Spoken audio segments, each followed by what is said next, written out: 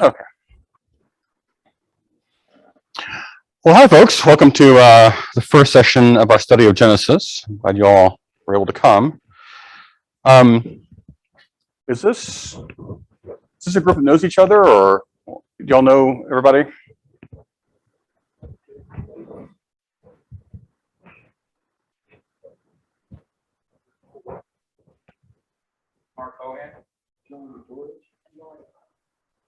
Okay. And then we have Shannon Dark and Jessica Mozingo, my wife, on here so far.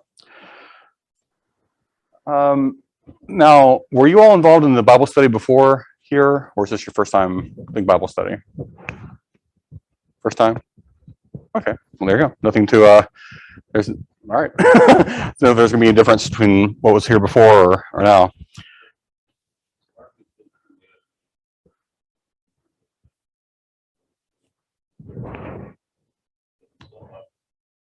Okay. Okay, so 2 EFM, or Shannon, you've been through EFM, right? Yeah, so, all right. So some of this, I was just going to be a retread for some of you, having been through EFM. But I really want to do a very deep study of Genesis. So we're going to go very line by line. It will take us a while to get through it. So just buckle up. We'll be here for months working through this book. If that's okay with you all. Does that work for you all? Okay. And to begin this walk through Genesis, I want to spend today talking about some sort of core theories about how to study the Bible and indeed study religion in general. Some terminology, some foundational concepts of the study of religion, which is different. Every discipline has its own methodologies, right? So we'll start with those methodologies and concepts first before we jump off on the actual text. Okay.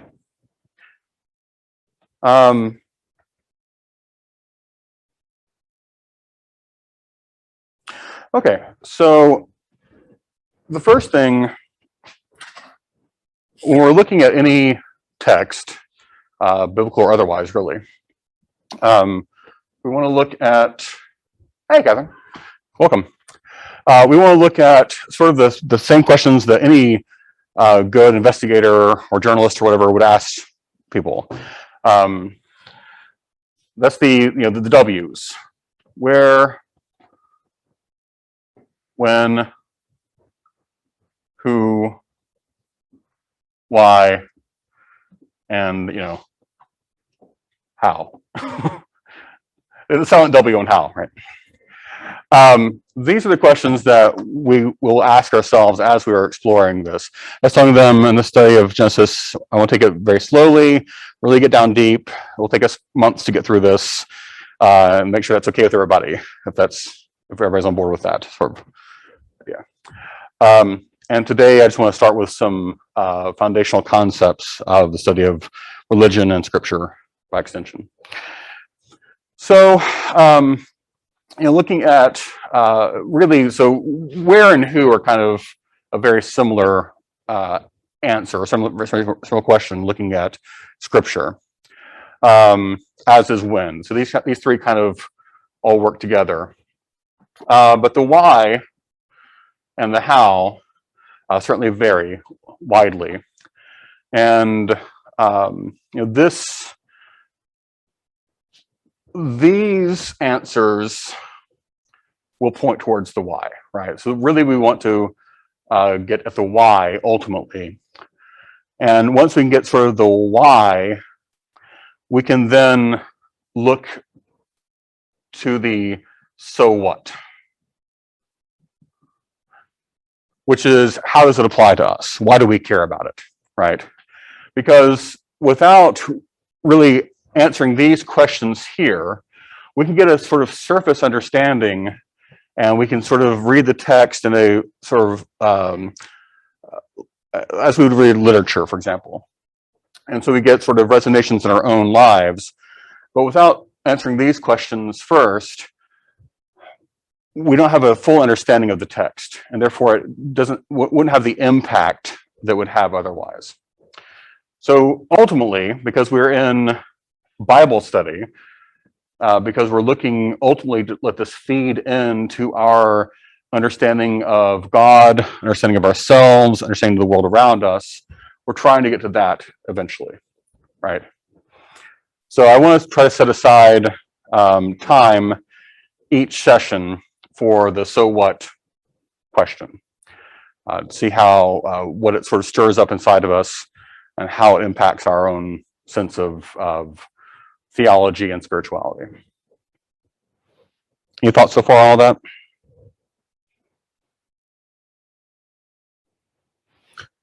So, as we know, this was all written where? In the ancient Near East, right? So we have this is my great drawing of the Mediterranean here. And this was all written right through here, what's known as the Levant. We have the Levant, we have Mesopotamia,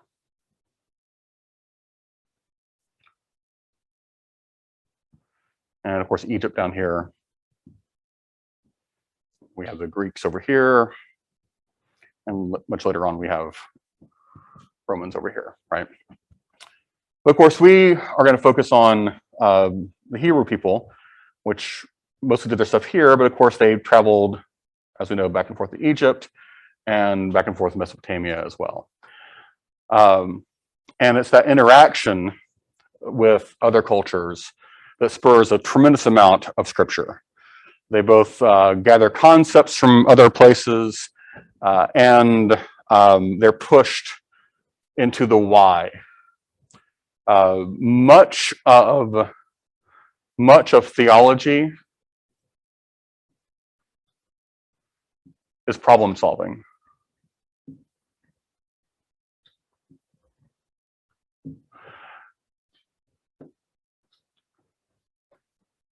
Because you don't really ask the big questions unless a problem presents itself in your life, typically, right? Unless you're spurred by something happening to you that rocks you in some way. You don't question the big things. And of course, one of the big ones is known as theodicy. Does anybody know this term from their EFM days or from any studies? Theodicy. So theodicy is the term given for the question, the perennial question: why do bad things happen? Or given a loving God, why do bad things happen?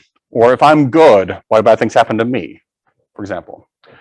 So this is, a lot of theology is built up in this, right?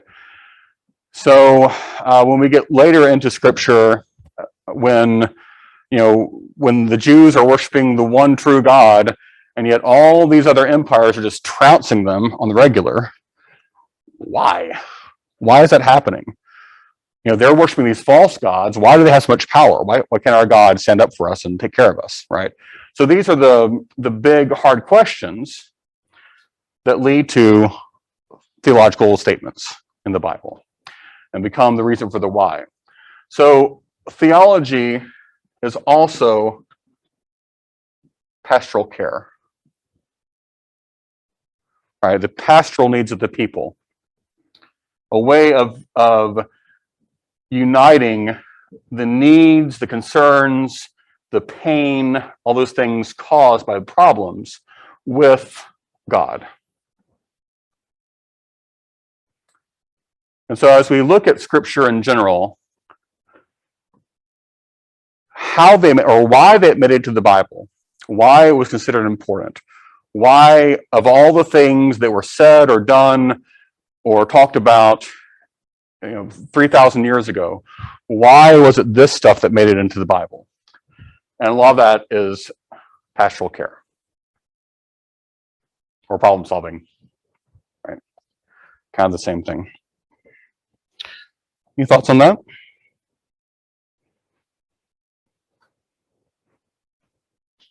All make sense to you? Okay. All right. So when we're talking about, I'll leave that one up. Mesopotamia. Oh, you can't read my handwriting. I'll do that. Mesopotamia.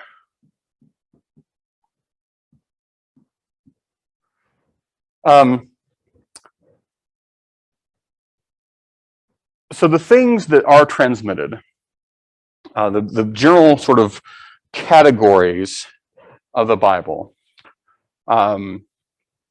as compared to other texts, as compared to other disciplines, say religion versus other disciplines, is we have a contrast of myth versus history.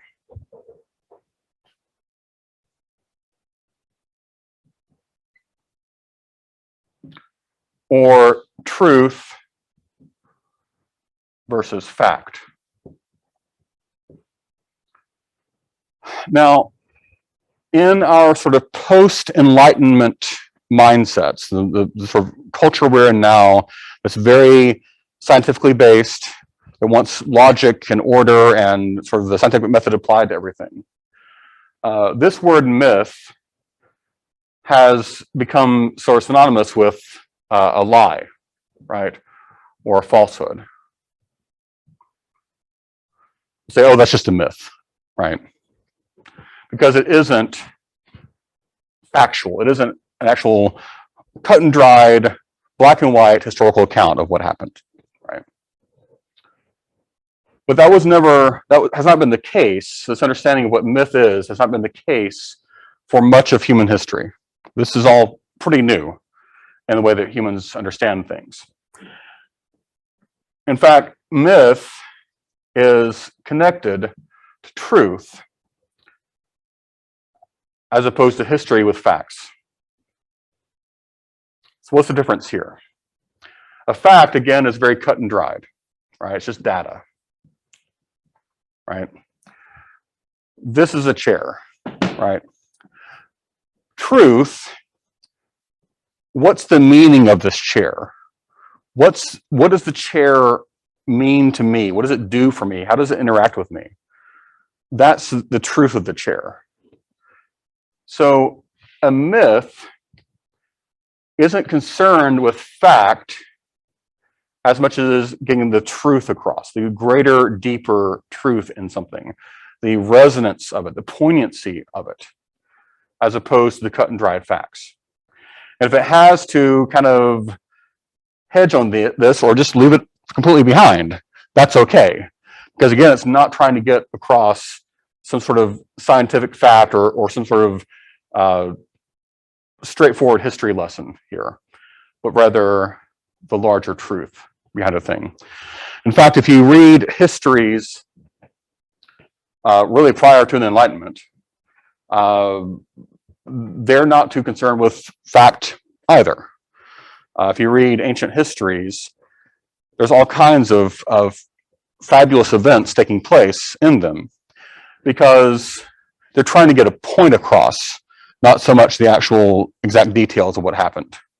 So the sun, give me 1 second. So the sun may stop in the sky, the general may be born of the gods, whatever it is. Like these stories take on a fabulous nature because they're trying to get the concept of the greatness of the event or the magnitude of what's happening rather than the actual factual things.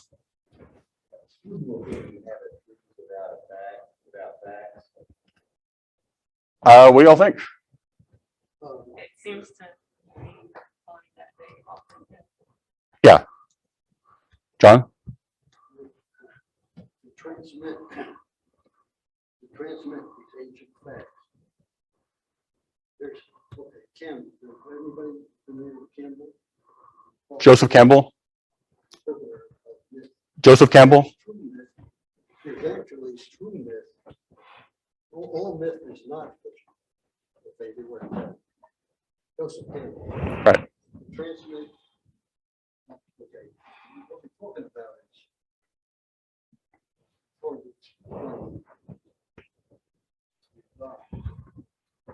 I walk closer to you so people can hear you. Yes, from all over the world. Mhm. The transfer of myth from all over the world, from planet Earth, there's true myth. It's to transmit fact. And I don't know how to explain it, but that's what Campbell, he's recognized as probably this 2021 still the expert on this transmission of true myth. Yeah. Jesus used parable. Could be an example. Jesus himself used parables, which is. Okay, I know, but this is very much later. No, we'll get to that in a little bit. As we're going to explore. We're going to explore forms of myth soon. Right. This is real deep what Father is talking about, and I'm not saying this is right either. That I have, but this is just from my learning and studies. Great. Yeah, go ahead. Pardon? Come back to the question: can you have truth without fact? Right. It seems to me that a myth is often used to explain a relationship or the nature of things. The Adam and Eve story is talking about how people behave, and it's in a way it's totally detached from any particular fact. It's saying we is us and we look like this. That is a perfect example, sir. Okay, the Adam and Eve, which is what we're talking about, Genesis, the atonement. The word atonement is at one. So original sin is what we're talking, getting about here. But no, I'm talking about the whole picture of what the deep dive into Genesis. Yeah. So this is about atonement.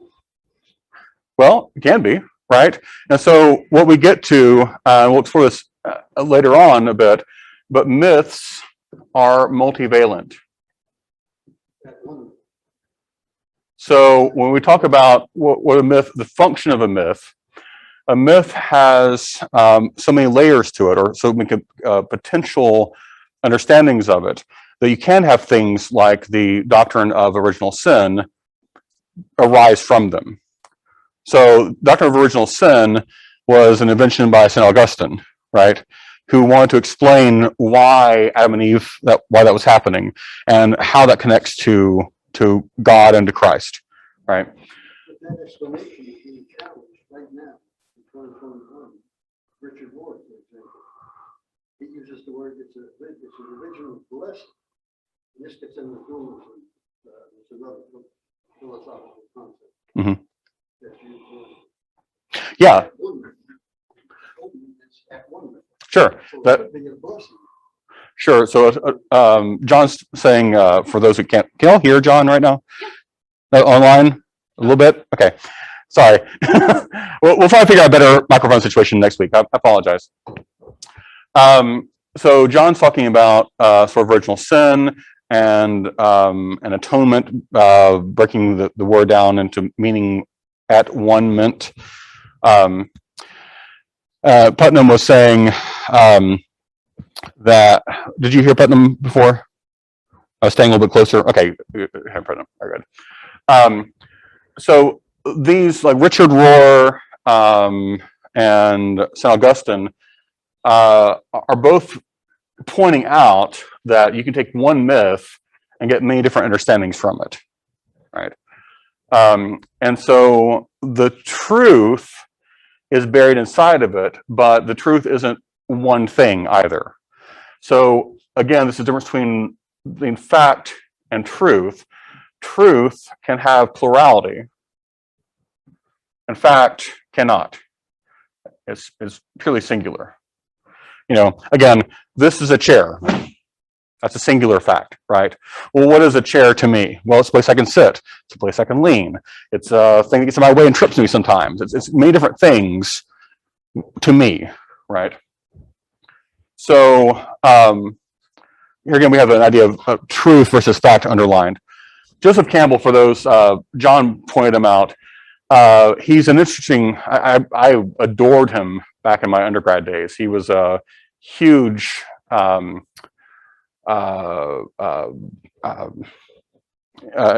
of mine back in, because I really studied comparative religion for my undergrad. He was a professor at Sarah Lawrence College, and his whole shtick was comparative religion. Finding sort of common threads which roll through all of humanity, not bound up by individual cultures. I will say that when we start studying religion, there's plenty of pushback against this too, because as we'll talk about a little bit, a lot of these understandings of how you interpret a myth is bound up in culture, right? And there's different kinds of myth we will explore in a little bit, some of which matches up with what Joseph Campbell is saying, some of which does not. So we'll look at that in just a bit. Any more thoughts on this before we move on? All right. So let's jump into that. Sort of the types of myth. First, I want to jump into the actual forms of myth. What kind of forms can myth take? And probably the oldest example of myth that we have is in the form of art, graphic art, right? Like cave paintings. And things like totems, fetishes.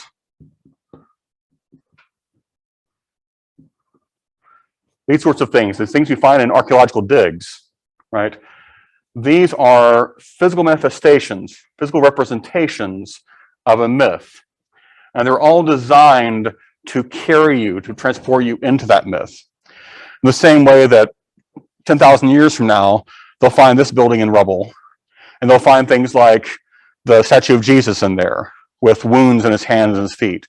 They'll find things like the cross, and they'll understand that to be a way we draw ourselves into the myth of Christianity.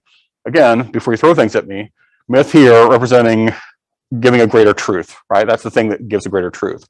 So it's not, there is the fact that some guy from Galilee got nailed to a cross 2,000 years ago.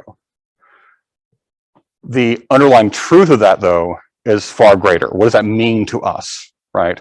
And so these objects of art are meant to draw us into that truth of that, the deeper meanings of that event, right? Of course, we have this with baptismal fonts, rosary beads, whatever sort of art, fetishes, whatever we have. Like the rosary beads would be fetishes, right? A thing we'd carry on us to bring us to that religious state. So this is sort of the original form that we still have record of. They can also take the form of fables. Fables tend to be the most simple form of a myth. What's some good examples of fables? Like Aesop's fables.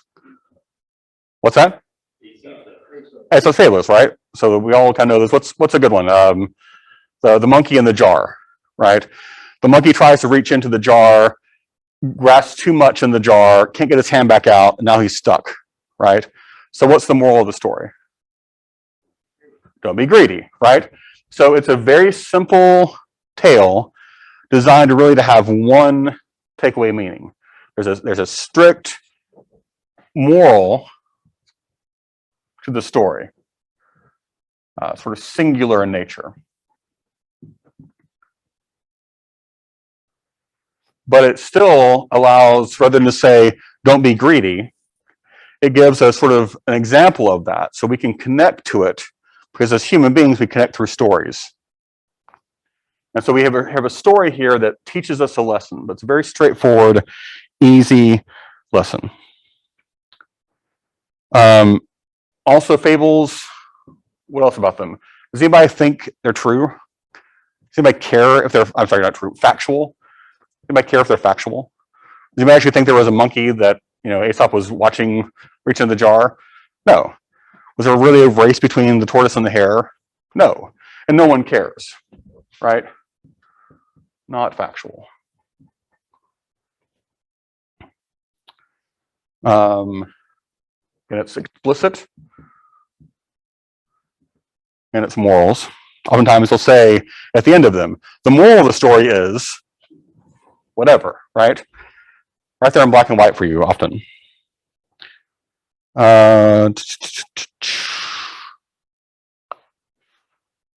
Okay, and this is contrasted with sort of the deeper myths. I said before that myths tend to be multivalent, right? And tend to bear up different truths for people, different meanings for people, depending on what they bring to it. This does not. This is a very simple, base level conception of a myth, designed to teach a truth without much ambiguity there, without much need for deep delving.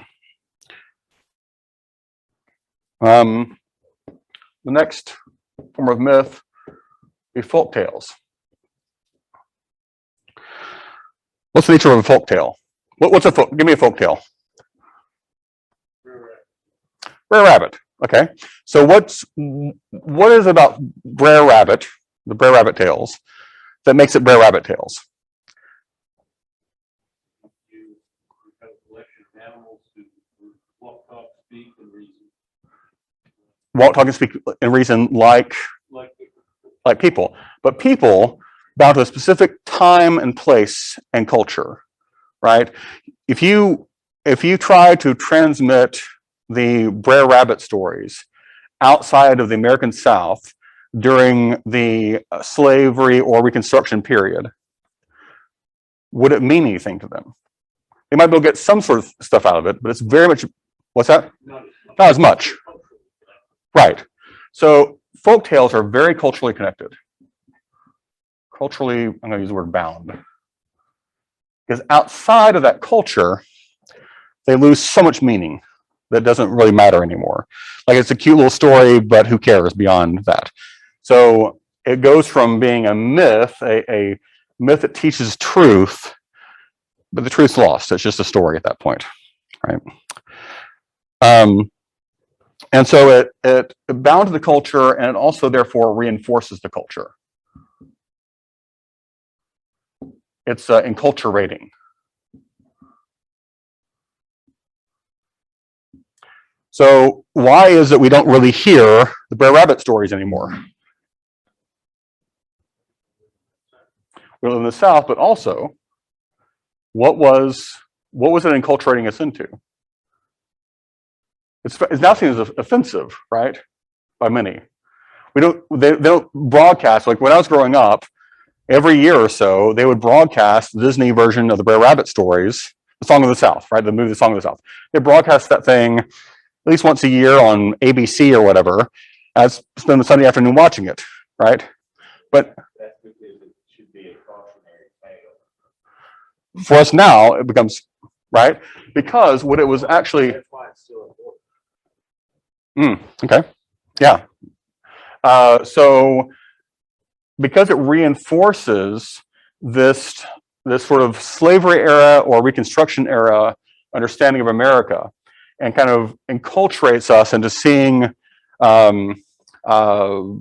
Black people, African American people functioning a certain way, talking a certain way, being a certain way, that over time, when the culture shifts, it no longer seems relevant to us and can actually be offensive to us, because then it sort of bucks up against the current culture.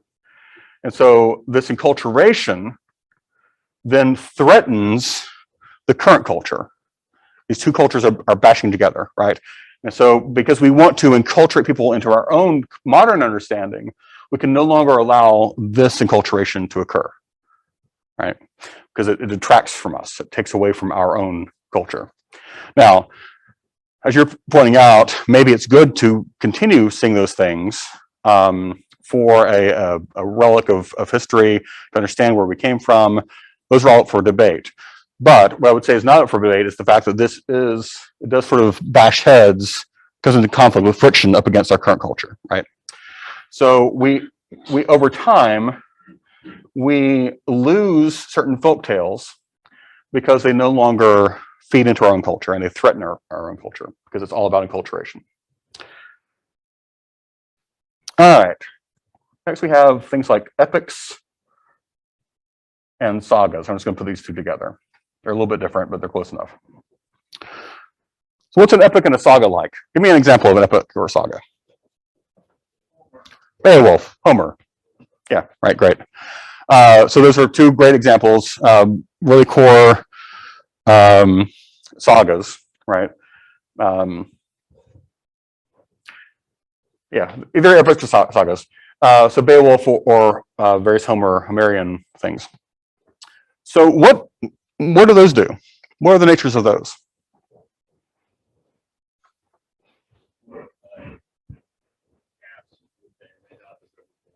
Okay, so they focus on the past and glory.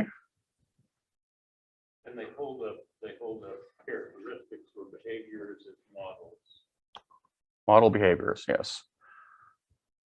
Behaviors. And We had some great deed. right, and so that the deed is Some business that they're trying to, this is King Arthur or else it-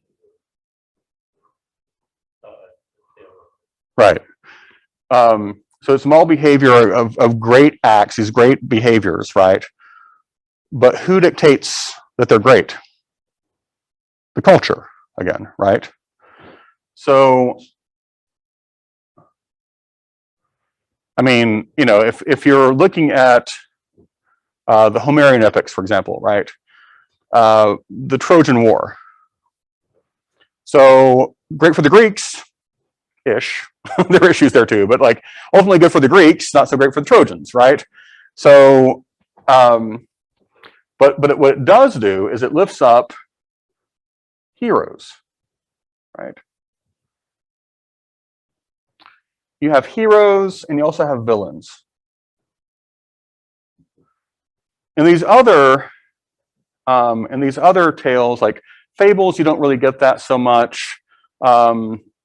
Art, it can represent these things. Usually this feeds into heroic artistry or villainous artistry, but the actual art itself usually does not have those things.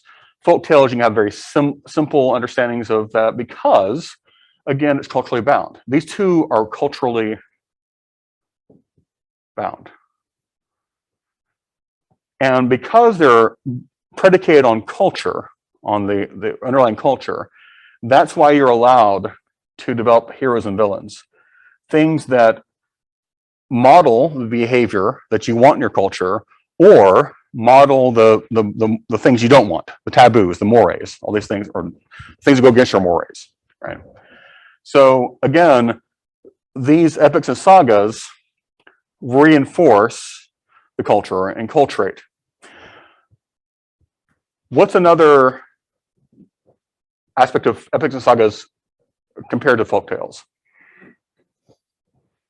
They're grandiose, right? They're like these huge things. They're epic in scale, right? So scale is an issue. So usually when you have an epic or a saga, you're no longer dealing with a minor little village tale, but rather a civilization and its story, right? So it's a development from here to folk tales into almost like a compilation of various things that represent an entire civilization at that point. And when they get transmitted, say through Homer, right? When Homer's transmitting these things, or Beowulf's being transmitted, it spreads the civilization. It follows the spread of the civilization throughout the surrounding area. So it's not even just the village bringing people into the culture of the village anymore. It becomes a tool for almost conversion.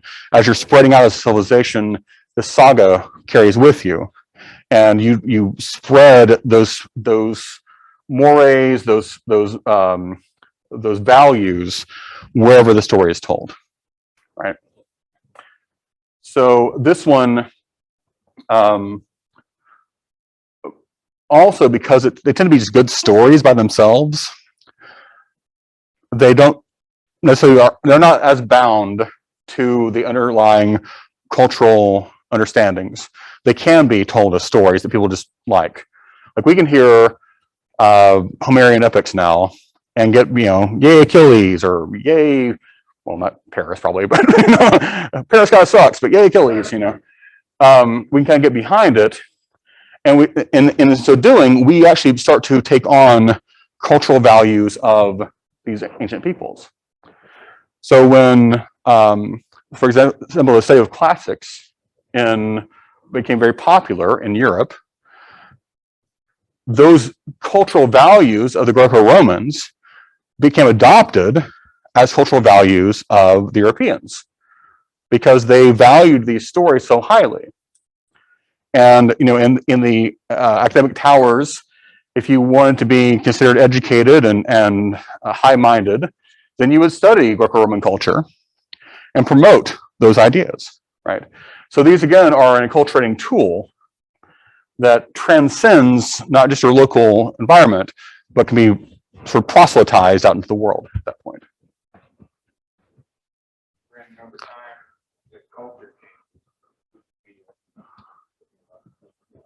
no longer story you want to share, but then later on it comes back over time.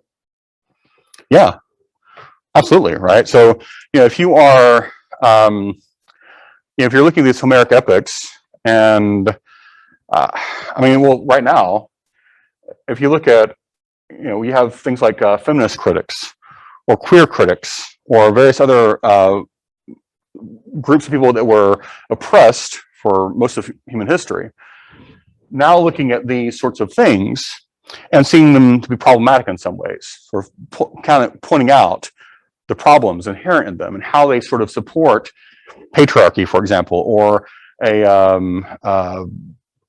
aristocratic hierarchy, or aristocratic hierarchy. These sorts of problems in them. So you have, if you're going to look at the sort of a communist critique of these, right? So like, rather than have this sort of like kings and heroes as these sort of lofty near God figures, a communist critique would say, well, it's actually the people that should have the power. They should be the ones getting the praise here, right? So it does fall out of fashion. But then again, later on, it can be picked up again as these great works that are lifted up again as being important. And we'll see a lot, we're going to see a lot of this in the Bible, of these stories of these people that in our cultural ears, they sound awful, just truly heinous people. And we can discuss that, like why it sounds so awful to us, and if it sounded awful or good to them, and what that means. Your thoughts on that?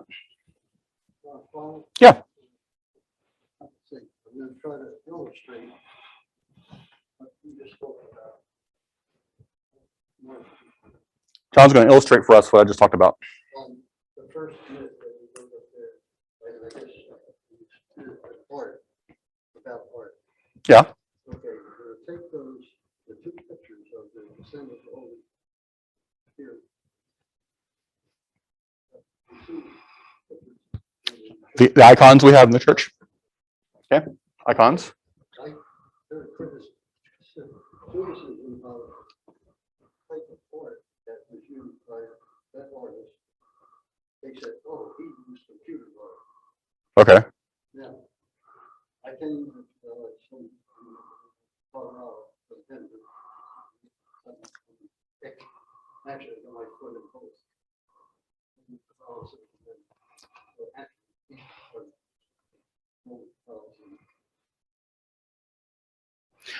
For the people online, apparently there was critique of the icons in our sanctuary because he sourced it through computer images, I guess.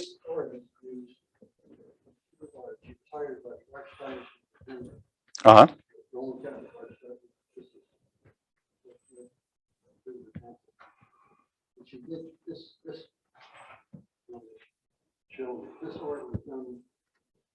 half-fly computers and half-fly her. Mhm. And she says in her little, they're 20, Right. that she couldn't have done it without the computer code. Mm-hmm. So that she's saying that this was inspired by the Holy Spirit. Mhm. This, and this is the different cosmic Christ. So she's taking, The whole thing. yeah. For those online, he's showing a image of a triptych that she Yeah. modeled after what would be ancient iconography that speaks to the myth, underlying Christian myths, but being transmitted in a new way through computer imagery, right? So what I'm saying is, would this be just as, would this be a truth? Like in the eyes of Richard Campbell, so to speak, he's saying, or no, it's not, it's culturally impacted. Right. So Campbell, the critique that Campbell gets in his understanding of comparative religions and comparative myths, right, is that he was saying that these myths are transcultural, that they have a humanistic, they're bound only in their humanism, Yeah. right? That they are that there are similarities that transcend, because they're all sort of human. He's drawing heavily from Jungian psychology, right? Jung was the, if y'all know, you probably know, Jung was the psychologist who was a student of Freud, who said that we had these archetypes within ourselves and our own psyches that would manifest out into myth, right? And so that there's this, the archetypes in our psyches were these proto-myths or myths, origination myths, for the myths that are throughout the globe. And so what Campbell was saying, Campbell was borrowing from Jung here, saying that trying to find the connections between them that tie into that.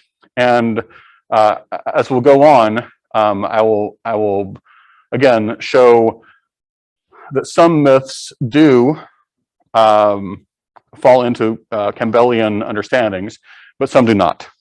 Right? Okay, but it's also related to the question when. Now, okay, I've been on many archaeological digs and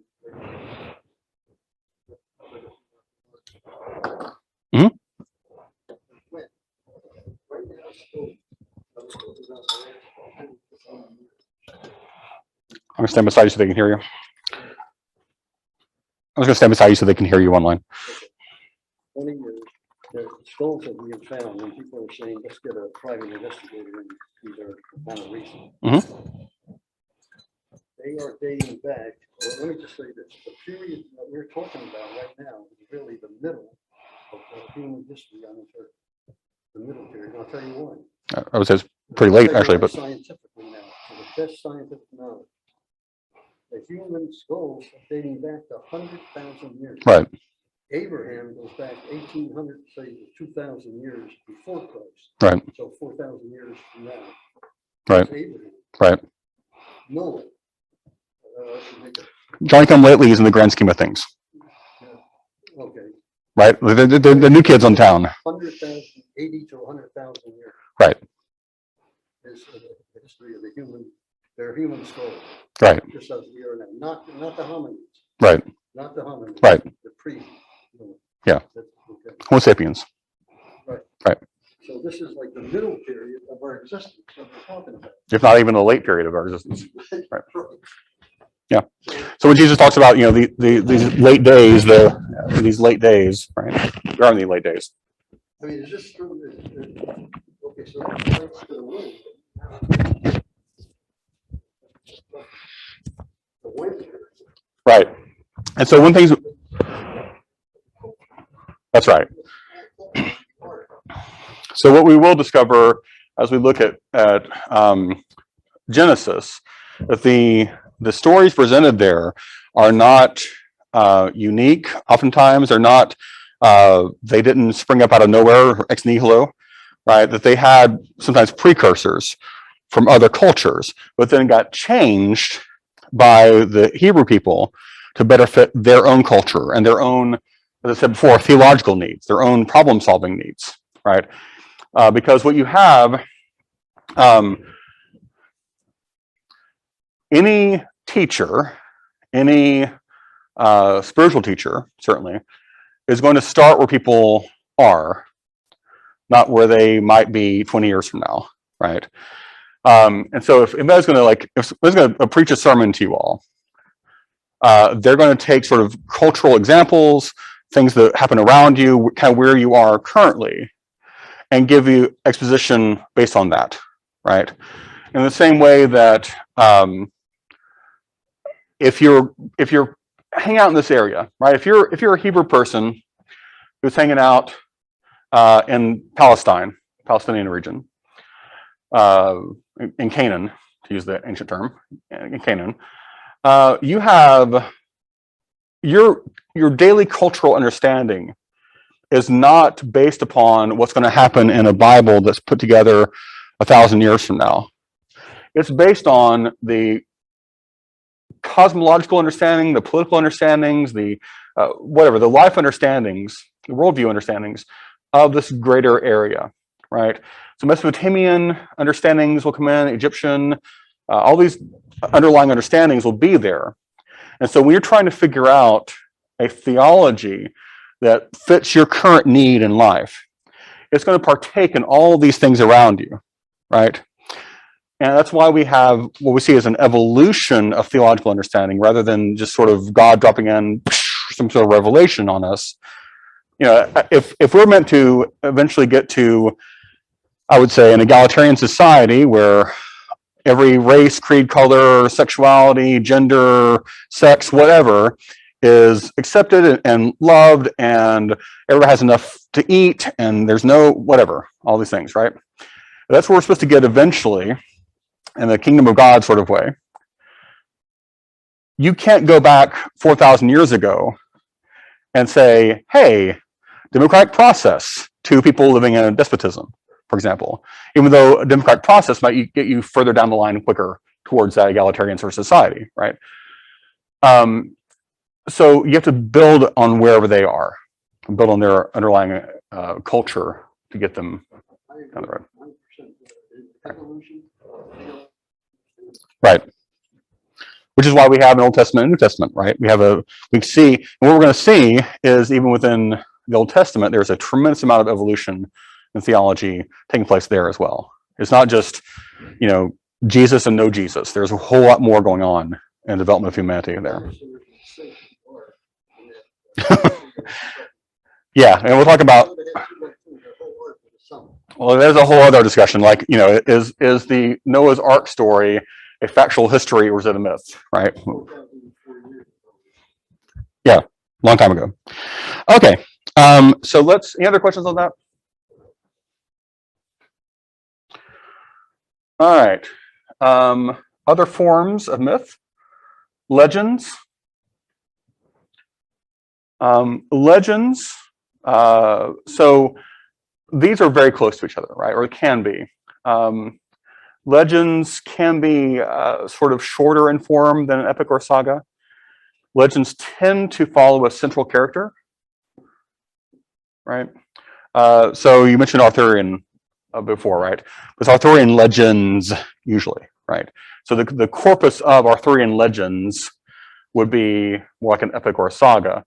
But if you're talking about a particular legend, you might talk about Arthur or Gawain or something like that, right? Davy Crockett, there you go. So Davy Crockett's interesting because Davy Crockett starts blending between legends and folktales, right? So because Davy Crockett is so like American frontier, it's so enculturated, right? And tends to be move into that sort of tall tale thing also, which legends do too, right? So legends, you get things like heroic feats, magic, you know, these sort of fantastic things happening in them.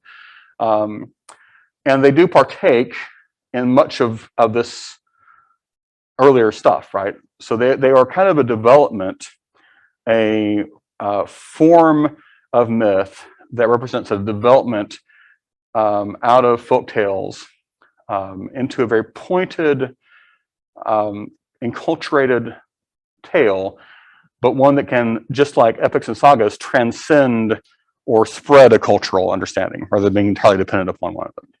David Crockett is Right. represents values that matter to 15th century America. Good. Archetype. Good word. If anybody can read that as archetype, God bless you, because I don't know, at least from me, you probably can't understand what that says, but there you go. What about online? Is everybody doing okay online? Any questions, any thoughts, any whatever? All right, good. In case you can hear Putnam, he's saying David Crockett is a good example of a legend. Right? And then parable. Catherine's earlier, was it Catherine? I think it was. Someone else more a parable. Oh, was it Laura? Somebody said parable earlier. So yeah, a parable is a form of a myth too. Again, a parable is similar to a fable in some ways, right? But the whole point of it is a moral lesson that is oftentimes more singular in nature. And we know it's not factual. No one's going to argue it's factual. Most of them could be, because there's such a everyday, everyman sort of experience, right? But no one, talking about the parable of the sower, no one's asking like, which one? Which farmer? Which one was it? No one cares, right? So a parable is similar to a fable in that way. But what else? How is it different from a fable, would you say? Why can I preach 10 different sermons on a single parable and not on the monkey in the jar?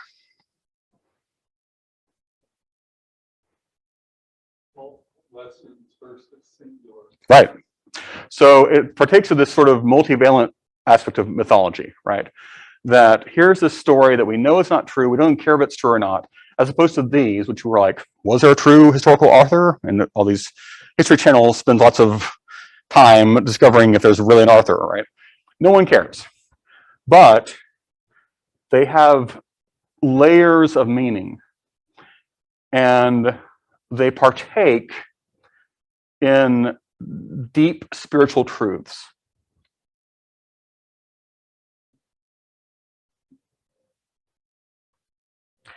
And they're not as concerned, they're definitely not trying to teach you any sort of like, here's how to sow seeds on the ground lessons, right?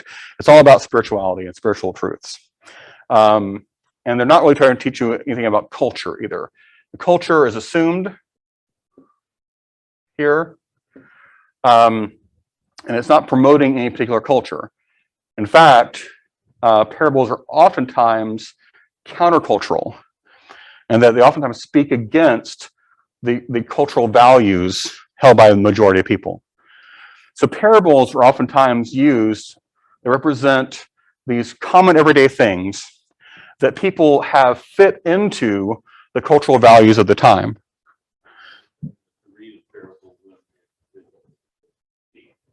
Yes, oftentimes, right? It's designed to make you rethink what you think you know about a situation, right?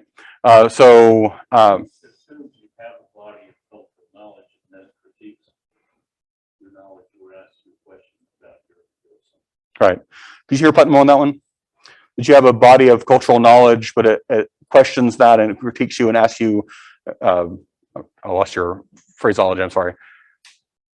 It makes you question what you think you know, right? It makes you ask questions about it.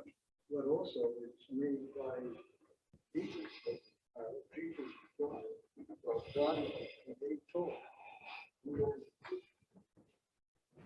Yes. Not cultural. Yeah, not cultural. So it's designed. It's a spiritual teaching designed to make you question your culture, right? So from a cultural place, and so John's pointing out that if you have the person of Jesus, who is the incarnation of God, right? So an incarnation is an example. I mean, Jesus himself is kind of a parable, in that the default understanding is I'm a man born in Galilee at the year 0-ish, right? I and the Father are one. Yeah. Right. We were Christians. And so what Jesus has sort of a walking parable does is he takes ideas like Messiah and teacher and prophet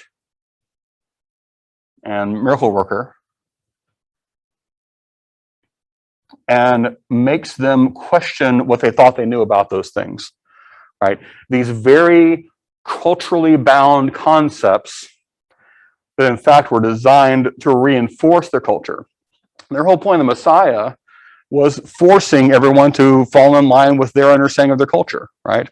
The whole point of the Messiah was to kick out the culture of the Romans, the Babylonians, everybody else, return to a pure Judaism, right? But Jesus, this walking parable, took that encultured concept and said, well, what if it wasn't about power and glory? What if it wasn't about exclusion, but inclusion? So flips the script on that and forces them into a different understanding of it, right? So he is, not only does he tell parables, but he is a parable. And of course, parables get a lot of usage during the period of Jesus because you do have so many other cultures pushing into the area. So Jewish rabbis across the board, not just Jesus, made great use of parables because you had so many cultural assumptions being pushed into them. They were trying to make them question what they thought they knew. You know, is this really the right way to go about your life? You know, look at your life and examine your life because there's lots of outside influences that are taking away from God. So re-examine them in a godly way. Any more thoughts on all that?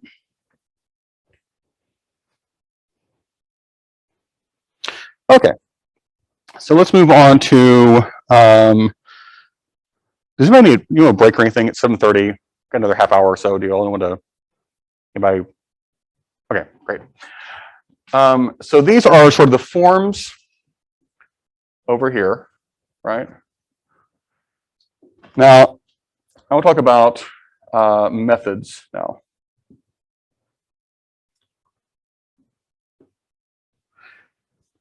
Now, how do all these things get transmitted? Let's leave out art because art's kind of its own thing, right?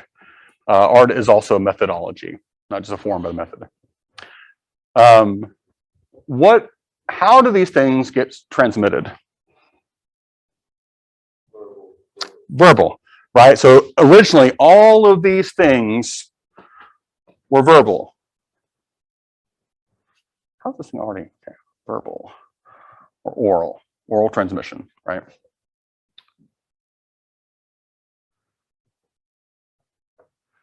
Now, in the case of things like fables and folk tales, those are like, you're on the campfire, you just finished dinner, we're about 4,000 years away from cable being invented, you gotta figure out something to do with your time. And so you get oral transmission. You get these stories told to you around the campfire.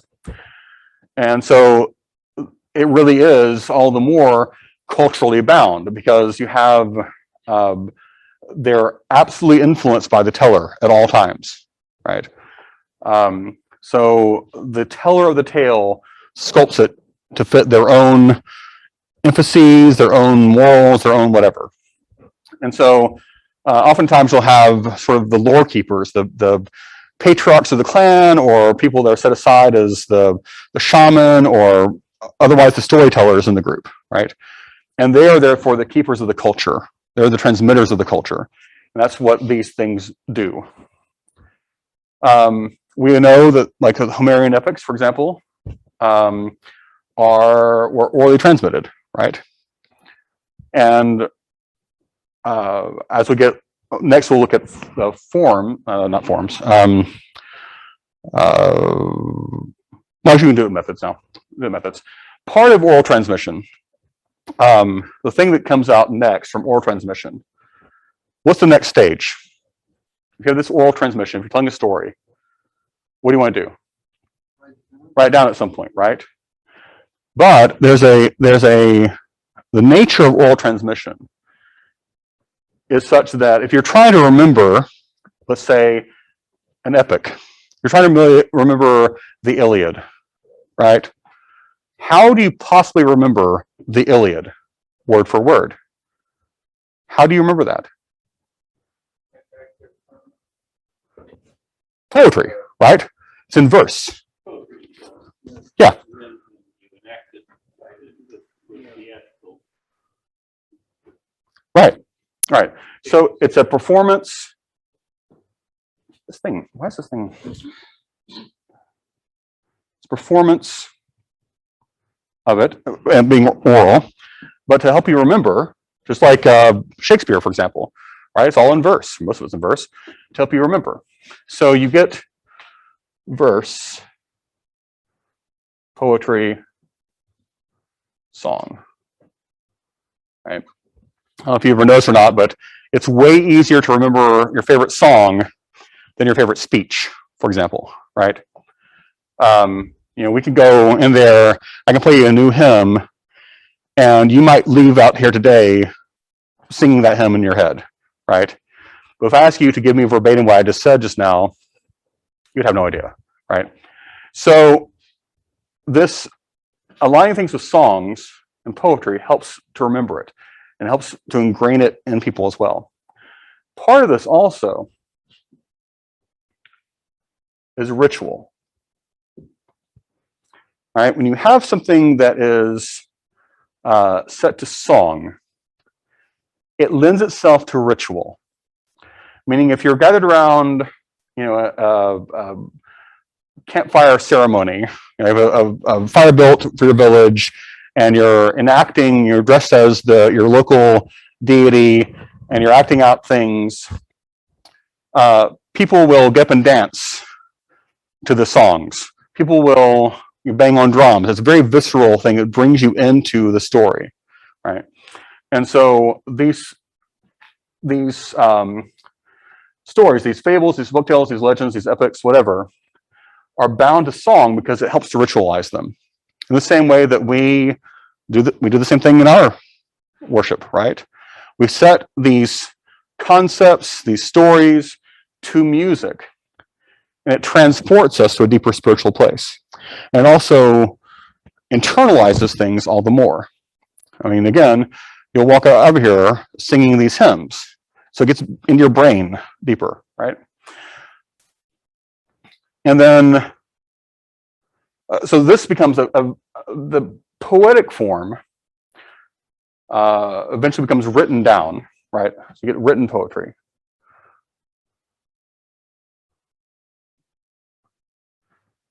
And then if you have written poetry, what's the next step? If you already have things written down, what? The internet. There's one step between the two. We're not to memes yet. Eventually we just all devolve into memes, but there's one more step, written prose, right? Because prose cannot typically be transmitted as easily orally, right? No one's going to remember, you look at parts of the Bible, it's just like 18,000 generations of people. Well, remembering that by oral transmission, pretty difficult. But if you can write it down, great. So once you get writing going on, you get far more prose happening because you don't rely upon the poetry of it to help you as a mnemonic device. So that's kind of the direction of these things. Oral transmission into poetry, written prose.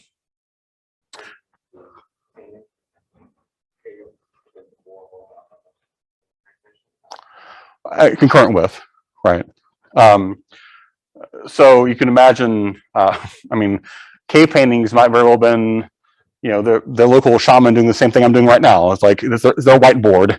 Like, will we have the hero whatever chasing the antelope here, and then the antelope was killed, and from that antelope sprung the tree of life, and whatever it was, like whatever their theological lesson they were trying to teach, right? So it supports that. But it also becomes much like the icons we have in there, much like the stained glass in many churches. we see the stories there as a reference point over and over again, right? So it gives continuation, and it is an early form of this written poetry, this written prose. Because what's the benefit of writing things down?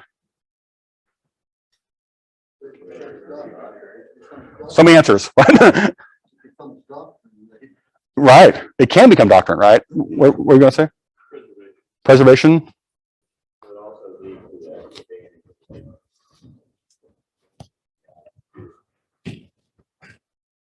Fables did become somewhat beyond just what you talk about. Right? Yeah, preservation, transmission, ease of transmission, without having to have, you can have non-trained orators. You don't need these bards who travel the land, who have spent 20 years apprenticing under some other bard to remember the Iliad, for example, right? You write the things down, and as you're saying, Well, fables have a lot of, like the same fable in multi-cultures within an epic or legend that you explore another. Once it's written down, you can explore another culture. Mhm. Get beyond your fable, which may only be your culture, how it's describing the culture, right? Right. But the initial desire for writing things down isn't to go study other people's stuff, right? It's to get your word out there, right? Which is the doctrinal thing that John was talking about, right? You sort of lock down doctrine, and then you can really start exerting control over an area, right? Once you have a doctrine locked down in a text, you can really start exerting control over what people think and believe and feel at that point, to either detriment or benefit, right? So you can have written things like propaganda that can be the detriment of people. You can have written things like, hopefully, scripture that can uplift people, right? But what it ceases is a constant fluctuation, right? There's still fluctuation, and we'll explore that. But it really limits it, as opposed to, I tell a joke, and then Putnam, you go out and tell a colleague that joke. That colleague goes out and tells that joke. It's a telephone process, right? Eventually, it's a whole different joke, right? This cuts down, way down on that, right? And you can start getting things like, at this point, concepts like, doctrine and things like orthodoxy.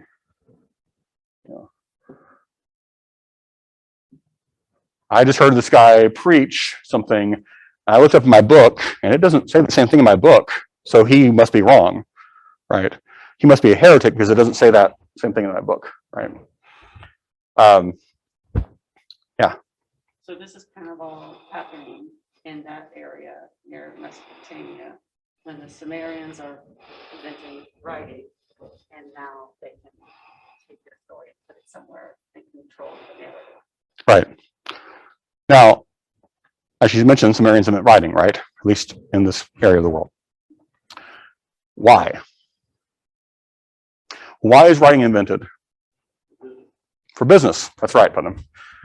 So no one actually gives a damn about this initially, right? What the empires actually care about initially is business. So the original writing were things like ledgers, right? How much grain did we take in? How many drachmas were accumulated, or whatever it is, right? Business ledgers were the original form of writing. And because initially that sort of material understanding was the main way people thought to expand their power. At some point, they realized if you start writing down these myths, whoa, you get something maybe even more powerful than ledgers. You can enculturate people however far along you can carry your book, right? This is the reason why, even to this day, I'm going to say ancient cultures because it makes me feel better about my life.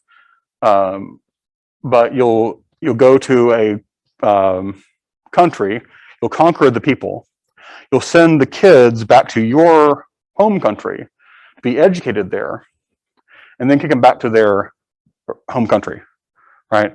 Because what they're going to do is you're going to enculturate them with your stuff, send them back to their country, and now the chances of them rebelling or kicking against your rule are much less because they have the same values you do now, right?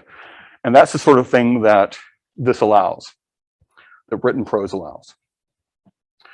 It also allows, in a sort of less cynical way, that if you are one of those cultures that's getting beaten up by another culture, it's a way of preserving your own culture, right? So for an example, the Hebrew people, they weren't doing much enculturation.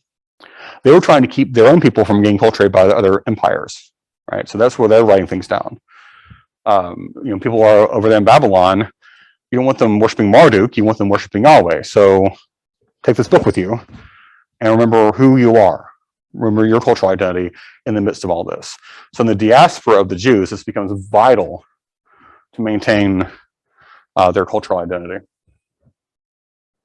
This is also why things like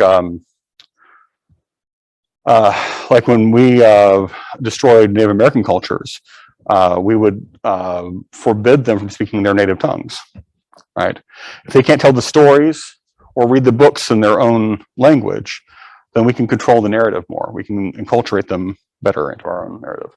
So it becomes very important. This is why the Jews to this day put huge priority on everyone learning to read Hebrew, because it keeps that culture alive even in the midst of the diaspora being spread out through the world. Any thoughts on that? Online folks, how are we doing? That's a thumbs up. Okay, good. Okay. Function.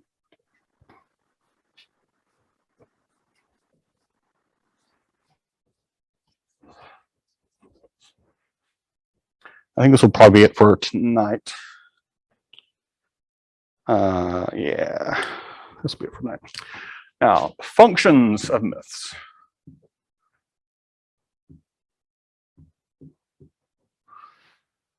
Now, we talked about, the sort of spreading of ideas, culture, et cetera, but I want to break that down into what sort of ideas are trying to transmit.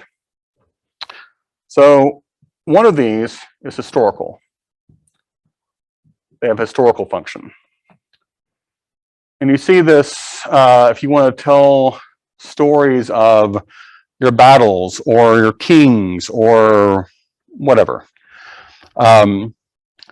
These stories of who begot who in your genealogies, that sort of thing. And so you have historical myths, and oftentimes these things drift into, they're the legends, they're the epics, that sort of thing, right? And as we discussed, these things drift into the mythical, not just the factual. This can be factual, right? We like to think that the histories we read are factual. They're still mythical because they still have a storyteller and a point, a purpose, and a bias on how they're presented. But for the most part, we try to get a fairly factual storytelling through our histories. And the same thing was back then, but they tended to be more legends and epics. That's why I said before, ancient historians tended to still be pretty good tellers of tales. They had sort of these fantastical things happening in their stories because these were kind of blending together. We also have cultural. I'm going to put religious right under this right now. We talked about the enculturation aspect of all these things. Telling myths, telling you why your culture is the way that it is, why that it functions the way that it does. You can talk about, King Jobab did this thing. That's historical. But why is it that when we're 13, we have to go climb this mountain and sacrifice a ram? Well, that's told in a cultural myth, right? Now, religious myth is kind of the same thing. Why are the gods like they are? What are the gods doing? How are they functioning in our society? How are they interacting with us, right? These two tend to be very closely bound with each other. In fact, I would say that religion is really a subset of culture. When you start really delving into religious studies, I will say that pretty much everyone, after much debate, pretty much everyone in like my PhD cohort agreed that religion and culture were kind of the same thing. There wasn't a whole lot of difference there, right? Now you can have cultural aspects that are not religious, but you can't really have religious aspects that aren't cultural. And so these things take place with each other. But obviously, you can have, why do we climb the mountain? Because we've always done it that way. Why do we climb the mountain? Because the great god Ooga Booga's up there and we need to please him. Then your culture becomes more religious, right? Then we have ideological myths. Does anybody know what this is? Ideological, why are things the way that they are? How did a leopard get its spots is a famous one from Africa, right? Why do birds fly? Why do leopards have spots? One from Genesis, why does the snake crawl on the ground? Right? So some snakes we see ideological. Yeah, if you go. Yeah, that's an L, believe it or not, that's an A, ideological. Just why are things the way that they are? A lot of those myths were replaced by science. Right. Right. This is the one that's most heavily influenced by science, right? All these other ones are still heavily biased, right?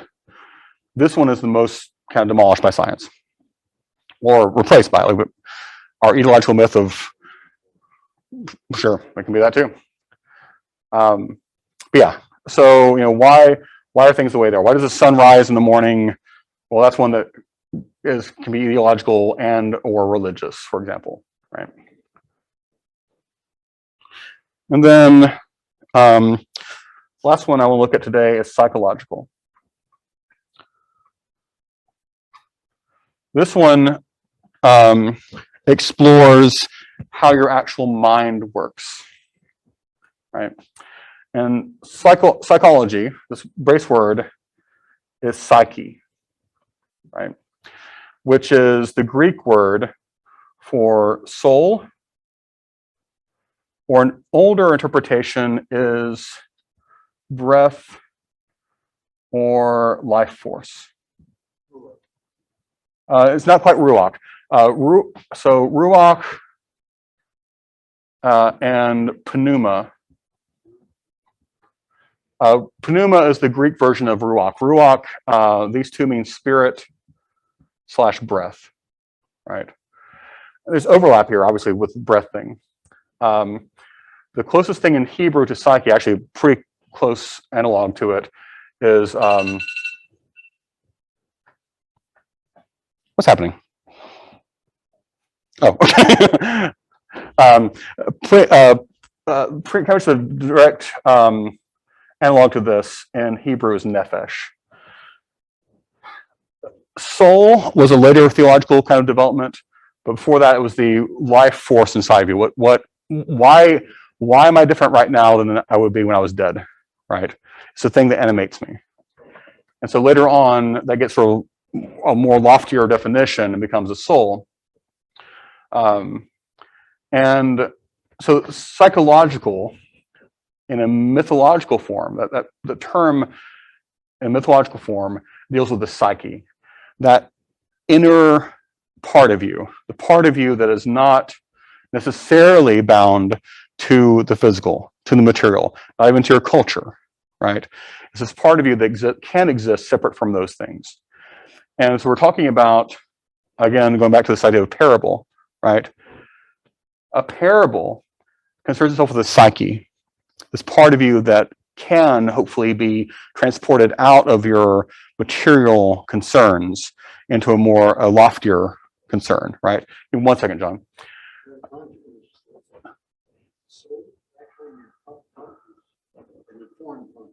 Well, so I mean, yeah, that's a whole other conversation. But yeah, that's a whole other conversation. Like conscience would be, some people would say it's a pure example of the soul, right? Pure expression of the soul. Others would say conscience is bound up in the cultural mores, right? So, you know, is the conscience really your soul guiding you, or something guiding your soul, or is it a collaboration of all the different cultural understandings you have? They're kind of guiding you down a certain pathway. What's that? So, some people would definitely say psyche and conscience are the same thing, or a conscience arises from the psyche. I'm not prepared myself to say that's exactly what that is, but some people would say that's what it is. Yeah. So I do think that conscience is at least somewhat influenced by the culture around you, right? Like your ethics or morals are influenced by the culture.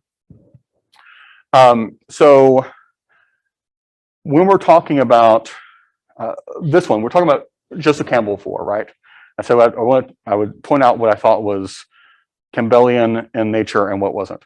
The psychological certainly can be united with Campbellian theory of transcultural myth, right? Because it partakes of Jungian psychology, right?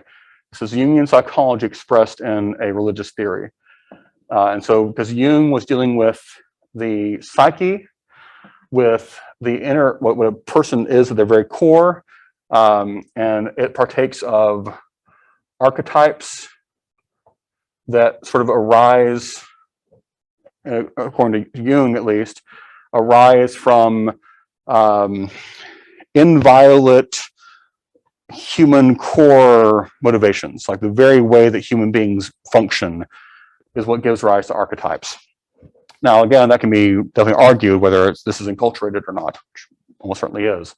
But at its core conception, Jung and Campbell would say that these sorts of myths, ones that really dig into who people are at their core, are the ones that can function transculturally. They are modified by the culture, but at their core, they speak to this. Now, these other ones, I mean, when you're getting to like sort of cultural, historical, cultural, whatever, then the Campbellian theory starts breaking down, right? Because these myths were purely designed to enculturate you in a specific thing, right? So what a myth is told in Ireland and what is told in Polynesia have completely different functions, right? Because the culture they're based on. All right, any thoughts on this? I promise next time we'll actually talk about Genesis. I want to get these sort of concepts down before we started. Is this helpful to you all? Okay. I think I didn't waste an hour and a half of your time. It's good. I do have a question about Campbell. Yeah. So because he talks about trans culture, does he talk about like how different cultures come up with the same myth seemingly independent of each other? Like in Africa, they come up with a creation myth, and then there's also a very similar sounding creation myth from another part of the world that had no connection to these people at all, and yet it's got some of the same key components. Would he say that's because of this underlying aspect that is transcultural and gets more to the underlying psyche that just has to do with people in general? That's right. Or, okay. He would say it's a manifestation of the psyche, these Jungian archetypes within the psyche, manifesting them out into the environment, that therefore are able to transcend the cultural needs and represent a truer, deeper expression of humanity as a whole, rather than individual cultures. Yeah. So this is Campbell. One of the issues with Campbell, of understanding Campbell, is that Campbell didn't write a whole lot of actual academic works. He wrote a bunch of works that were designed to be read in a more popular setting, right? Much like most scholars will write kind of two versions of each book. They'll write one for the academics and one for the populace at large, right? Campbell wrote mostly for the populace at large. And he got picked up in popular culture. Like he was one of the main inspirations for George Lucas in Star Wars, for example, right? Who based his Star Wars story on the hero's journey as were interpreted by Campbell. And so he doesn't spend a whole lot of time really hardcore proving his point in a very academic, structured sort of way, answering critiques and like that. He presents this in a, ooh, isn't that cool sort of way. And man, it is. It's super cool to listen to and like see all his connections and stuff like that. It's great. But when he doesn't, to my knowledge, I've never read anything by him that really deals with the deep scrutiny that a pure academic would take, you know. Sorry, is that Carlos Flores supposed to be in this? Oh, he just entered the waiting room. I didn't know if we knew him. Oh. But just now entered the waiting room. Oh, really? Yeah, he's he's our neighbor. Okay. He may have gotten confused. Let him in, please. That'd be great. Well, now he's gone. Oh. He might be back. We'll see if he comes back. Okay. All right. Any other thoughts on all this?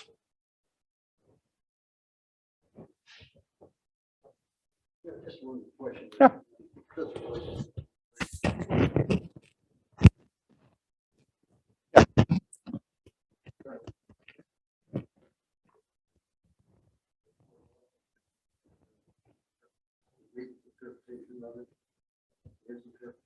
So C.S. Lewis is borrowing from the Greeks in his exploration of love and the four loves. Right. Talk about C.S. Lewis for those in the computer land.